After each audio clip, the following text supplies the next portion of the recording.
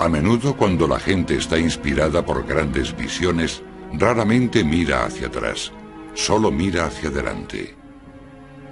Hace 40 años, este desierto era el fondo de uno de los mares más grandes del mundo, el Mar de Aral, en Asia Central.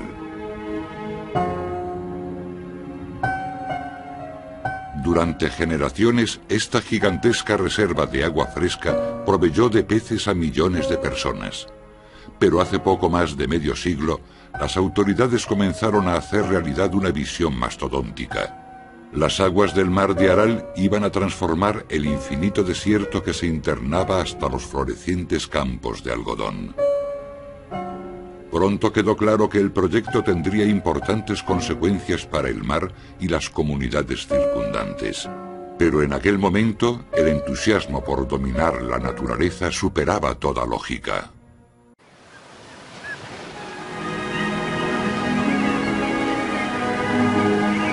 Красиво и величаво Аральское море в предутренний час. На его необъятных просторах днем и ночью трудятся рыбаки.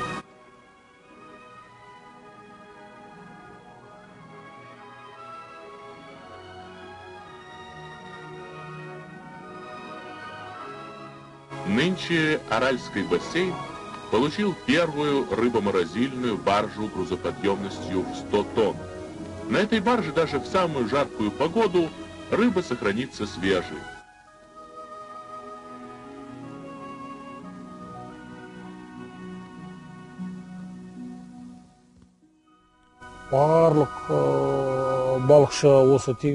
Aquí, en esta zona, todos somos pescadores.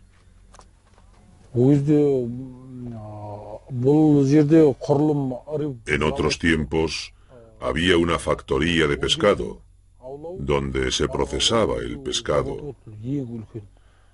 Tenía una capacidad de producción de 40 o 50 toneladas diarias.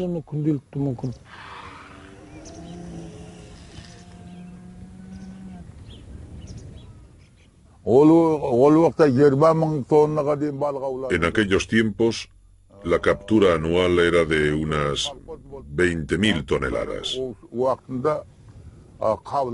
Había unas 19 granjas en las costas del Mar de Aral. Había montones de pescado y superábamos las cuotas en un 150 o 200%.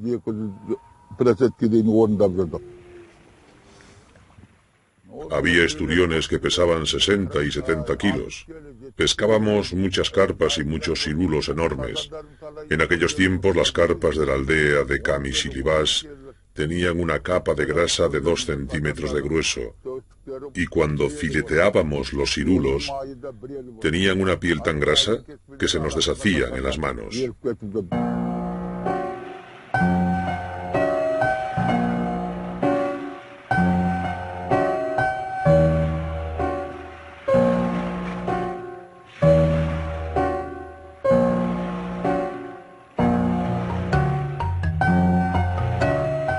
La pesca en el Mar de Aral aportaba alimento a millones de personas y ayudó enormemente a aprovisionar toda Rusia después de la Segunda Guerra Mundial. En la zona norte del Mar de Aral, el pescado y el grano y los productos industriales eran cargados y descargados en grandes cantidades. La bahía se desarrolló rápidamente.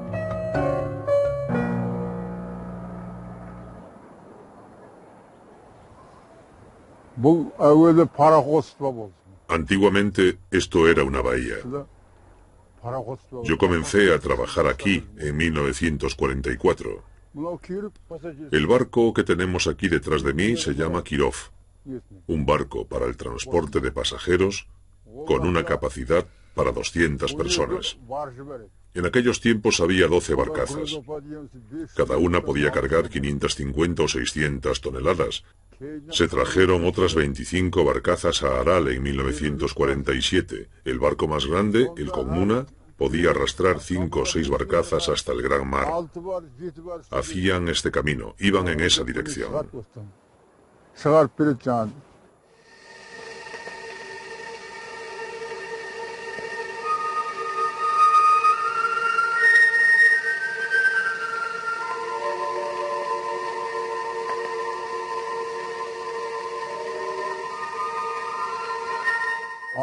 La naturaleza de Aral era muy hermosa.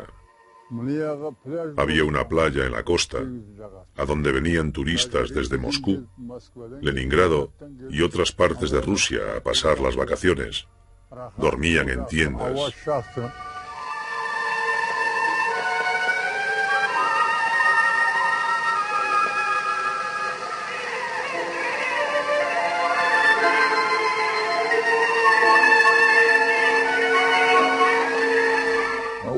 El agua y el aire eran muy limpios aquí por aquel entonces.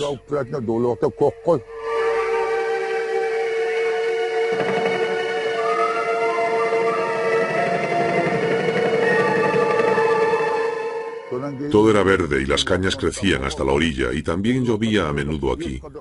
La gente empezó a sentarse porque el agua era muy fresca. En aquellos días había unas 100 casas y no había dunas de arena.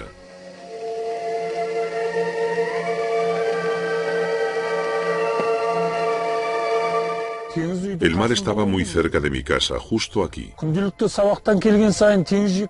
Todos los días, después de salir del colegio, todos los niños de la aldea íbamos a nadar y a jugar a la orilla del agua.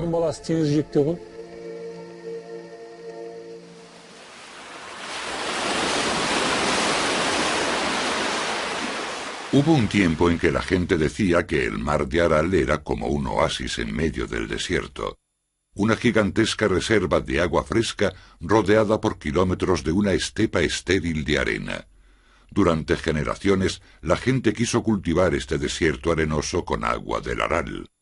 A comienzos de 1982, el geógrafo ruso Boykov escribió: «La presencia del mar de Aral es la prueba de nuestro subdesarrollo y nuestra falta de capacidad para explotar tal cantidad de agua». Después de la Revolución Rusa, la Unión Soviética inició un ambicioso plan. El desierto de Asia Central sería cultivado a gran escala con agua de los dos ríos más grandes, el Amu Daria y el Sir Daria, que suministran agua al mar de Aral. Como dijo un alto cargo ruso del Ministerio del Agua, el mar de Aral debe morir como un soldado en la batalla.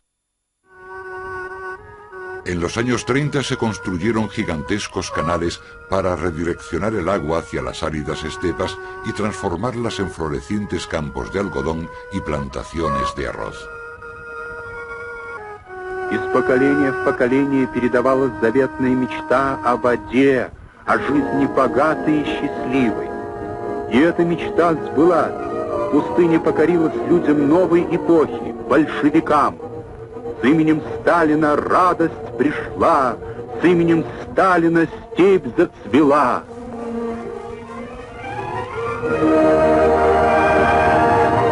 С помощью великого русского народа трудящиеся братских республик Казахстана и Узбекистана обуздали своенравную Сырдарью. Освоение голодной степи началось с первых дней установления советской власти. Громадное ирригационное строительство развернулось здесь в годы сталинских пятилеток. En aquellos tiempos se necesitaba el algodón para defender la industria y el arroz para el programa de alimentos. Eran tiempos difíciles y Stalin decidió resolver todos los problemas de un solo golpe. Decidió convertir las costas del Sir Daria y de la Amu Daria en enormes plantaciones de algodón y de arroz. La fe en el progreso se expresaba así en un anuncio de la época. No podemos esperar favores de la naturaleza, nuestro propósito es arrebatárselos. Enseguida se reveló el impacto de la construcción de los canales y los sistemas de irrigación.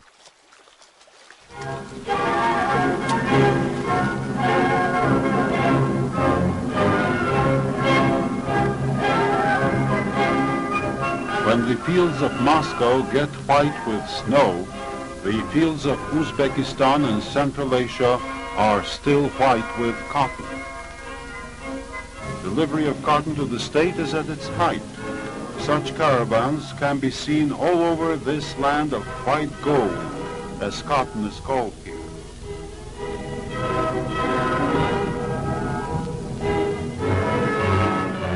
A finales de los años 50, la gente ya sabía que el incremento constante en la producción de algodón podía tener un serio impacto sobre el mar de Aral. El presidente de la Academia de la Ciencia de Turmenia, Babayev, dijo a finales de los 50: «Yo pertenezco a ese grupo de científicos que creen que secar el mar de Aral aporta mayores ventajas que conservarlo. El cultivo de algodón por sí solo puede cubrir las pérdidas de la industria y la pesca que hay hoy en el mar de Aral».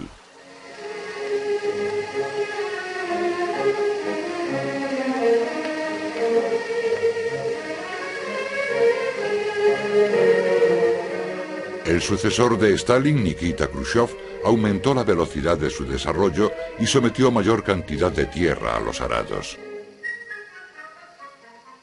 A finales de los años 50, Khrushchev introdujo el llamado Esquema de las Tierras Vírgenes, destinado a convertir 250.000 kilómetros cuadrados de las estepas de Kazakh en campos de algodón, un área del tamaño de Italia.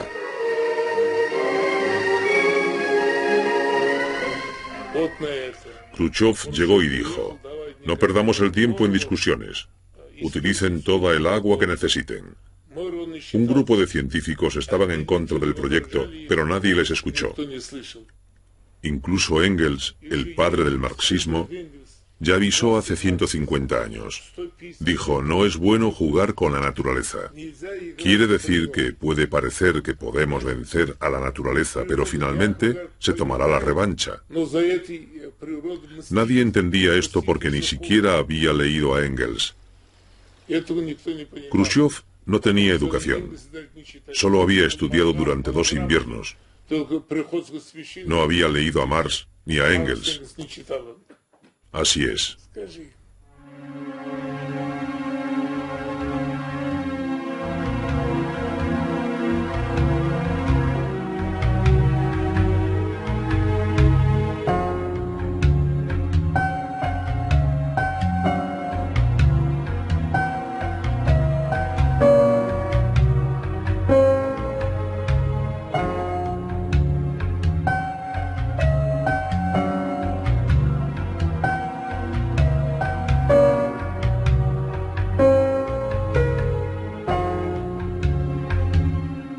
Pasaron algunos años antes de que la irrigación dejase su huella sobre el mar de Aral, pero a finales de los años 60 los resultados empezaban a ser evidentes para todos.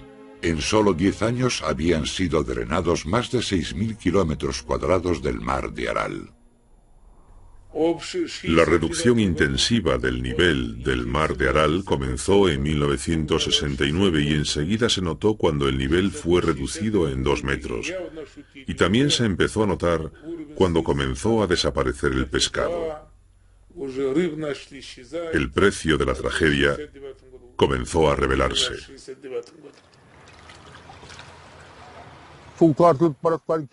Nosotros empezamos a darnos cuenta de que el mar se retiraba de la aldea año tras año.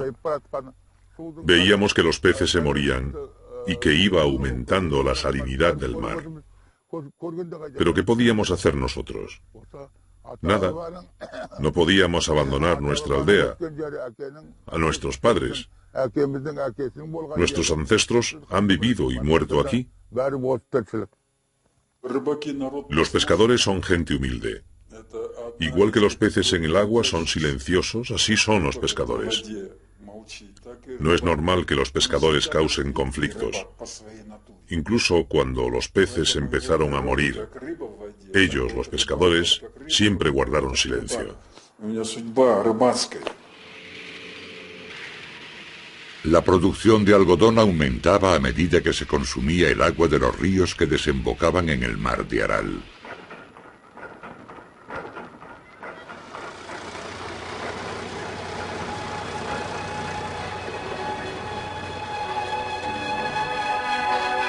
Обновленная целина дала 5 миллионов тонн белого золота.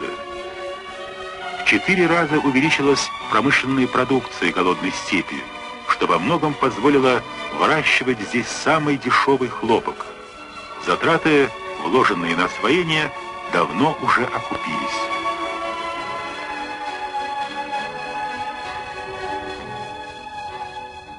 A mediados de los años 70 el nivel del agua del mar se había rebajado más de 3 metros en solo 5 años, y otros 5.000 metros cuadrados del lecho del mar de Aral estaban a la espera. El gobierno ruso se dio cuenta de que había problemas, y una comisión visitó la región junto con el viceministro de Pesca de Kazaj, Mutar Tairov. Llegamos a Aral junto con Kisilorda, el vicedirector del Comité Ejecutivo de la región y el director del Comité del Partido Regional. Cuando llegamos a Akbasti, comprobamos que la situación era realmente terrible. Pudimos comprobar que estos rusos estaban rodeados por camellos y desierto, y estaban asustados. Decían, esto es terrible. Y yo le dije, ¿quién puede sobrevivir en estas condiciones? Solo 2 tipos de criaturas, los camellos y los kazajes.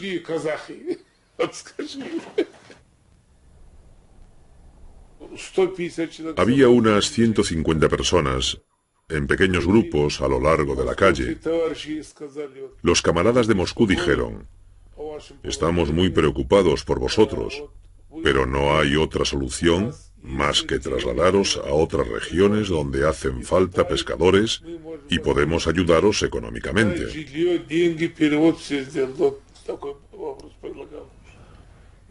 Pero a nadie le gustaba la idea y todo el mundo rechazó la oferta. Dijeron, esta es la tierra de nuestros ancestros, donde vivieron y donde murieron. Están enterrados en esta tierra.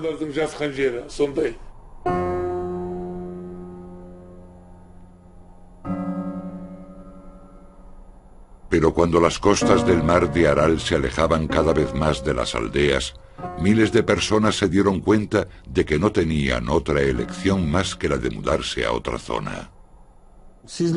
La mitad de la aldea se trasladó entre 1966 y 1978 y se paralizó toda la vida en esta zona. El nivel del río Sirdaria bajó drásticamente. Los árboles de la aldea empezaron a secarse y a morir. El nivel del mar bajaba rápidamente. La última vez que yo recuerde que pude nadar en él fue en el año 1978.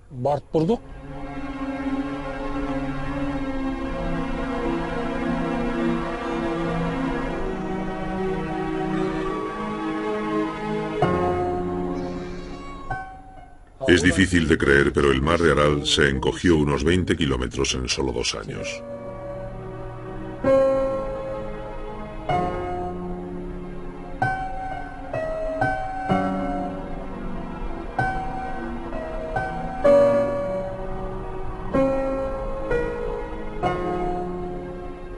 A finales de 1970, la industria pesquera había cesado su actividad por completo.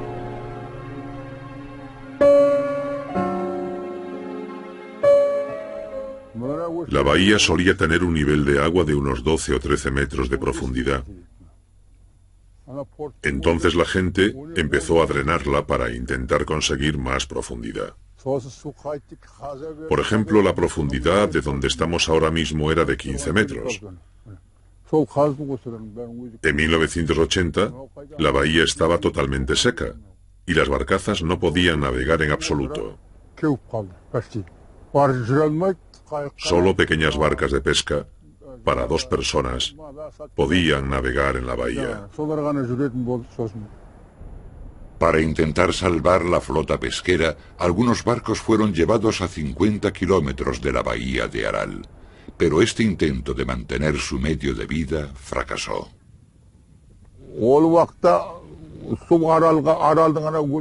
Había un profundo lago cerca de la aldea de Jambul, y allí se llevaron algunos barcos. Pero cuando bajó el nivel del agua, ya no se pudieron sacar de aquel lago nunca más.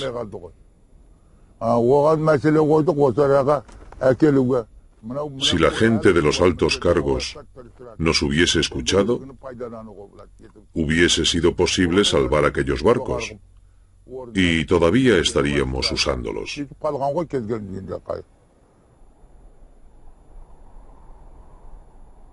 Se crearon varias comisiones para decidir lo que se podría hacer para intentar reducir la desertización del mar de Aral, pero poco hicieron. Para intentar evitar la decadencia de la industria pesquera, trasladaban pescado en trenes desde zonas remotas como el mar Báltico o el mar de Japón. Рыбоконсервный завод существует только для того, чтобы дать работу местным жителям. Эту мороженую рыбу везут с Атлантики, Дальнего Востока. Не надо думать о модернизации, санитарии. Сгодится и так.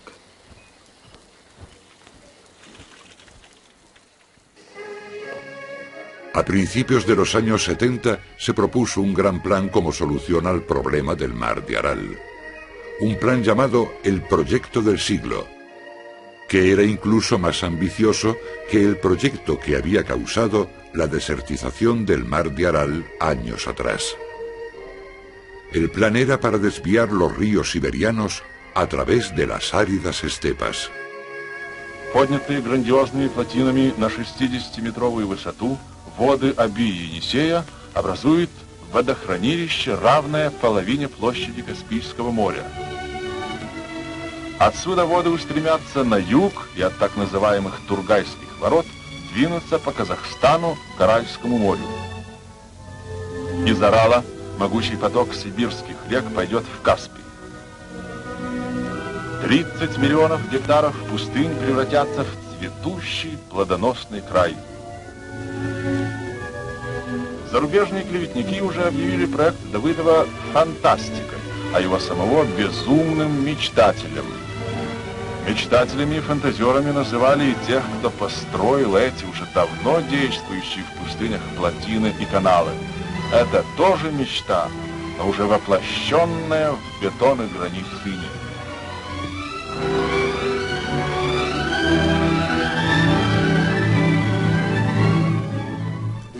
Cuando se estaba debatiendo la canalización del agua de los ríos siberianos, todo el mundo guardaba silencio sobre el mar de Aral. Pensaban que el agua de Siberia podía llegar a la región, rellenar el mar de Aral y restablecerlo. Todas las discusiones y la euforia impidieron las decisiones que podían solucionar el problema.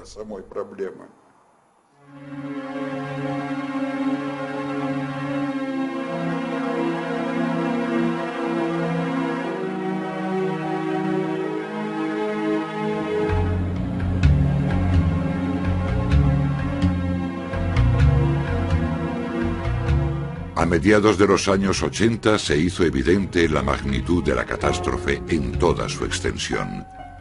El nivel del agua descendió 14 metros y ahora el mar solo tenía una tercera parte del tamaño que había tenido a comienzos de los 60. Cambió el clima de la región y comenzaron a aparecer tormentas de arena y sal del lecho del mar desierto, y la gente comenzó a tener problemas de salud.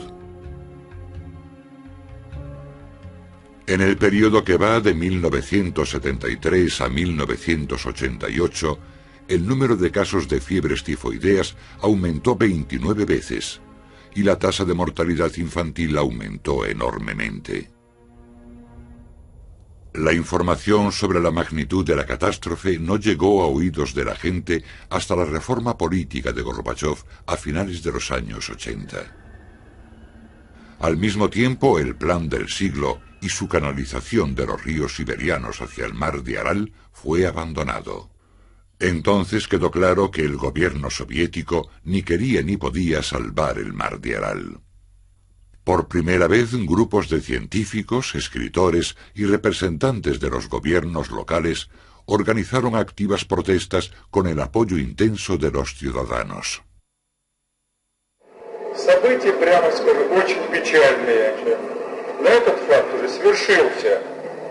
И увидели горе народа, печаль народную увидели. Увидели слезы матерей, много болезней. Дальше медлить нельзя. Положение тут буквально катастрофическое.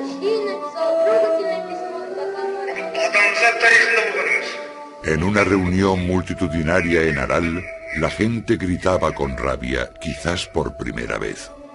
Эта трагедия продолжается вот уже 20 лет, и никому нет дела до того, что с нами происходит.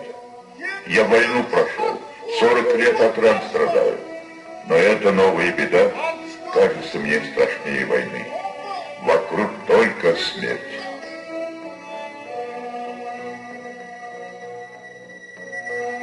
Войну можно остановить, атомную бомбу можно остановить, самолет можно остановить, но это невозможно остановить. Мы говорим здесь, а там природа свое дело делает. То, что натворили наши, в кавычках, величайшие ученые. Как я могу говорить о таких ученых, что они умирают в утробе? Ведь когда-то, в нелихолетие, Орал спасал всю страну, так позже сейчас вся страна поможет Оралу и спасет его.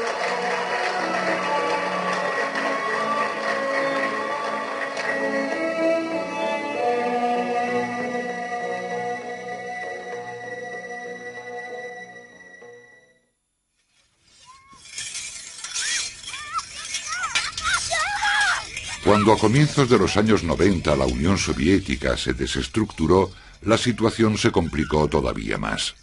5 nuevas repúblicas tenían que repartirse ahora los escasos recursos de las fuentes de agua de la región. Y fue evidente que resultaba imposible llegar a un acuerdo en el incremento de suministro de agua al mar de Aral. El agua de los ríos todavía se utilizaba para el cultivo de arroz y algodón, y los millones de personas que vivían a lo largo de esos grandes ríos dependían completamente del agua. La antigua visión de fertilizar las áridas estepas a expensas del mar de Aral se había hecho realidad, y era una decisión completamente irreversible.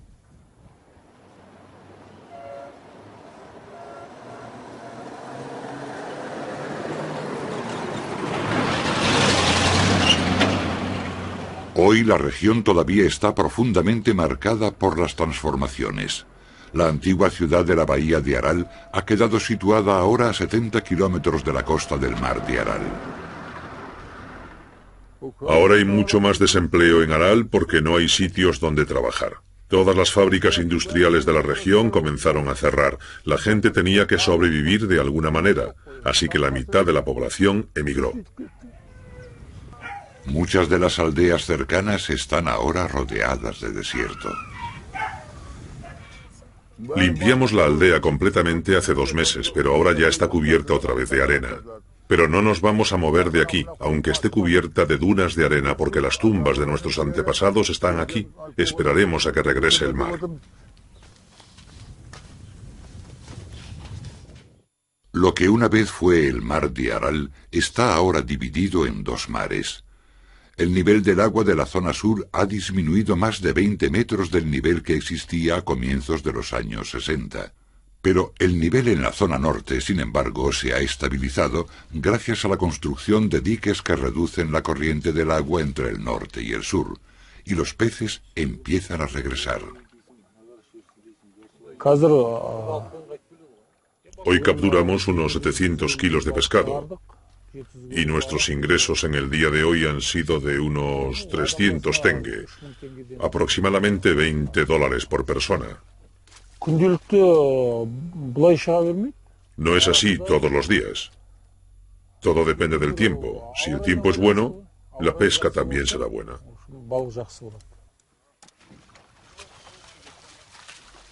Los pescadores han recibido ayuda financiera de organizaciones extranjeras para comprar redes y construir centros pesqueros para congelar y procesar el pescado. El Banco Mundial también ha financiado la construcción de una gran presa, lo que incrementará el nivel del agua en otros 4 metros. Después de la desestructuración de la Unión Soviética, quedaban pocas esperanzas.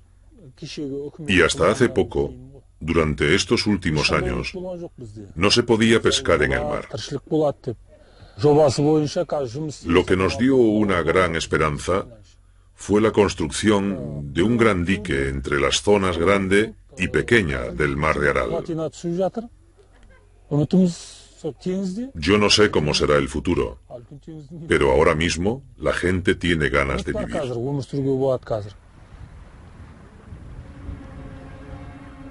En la actualidad, los pescadores de la zona norte hacen capturas de 1000 toneladas de pescado, apenas el 5% de lo que capturaban en los años 60. En la zona sur, la catástrofe es definitiva.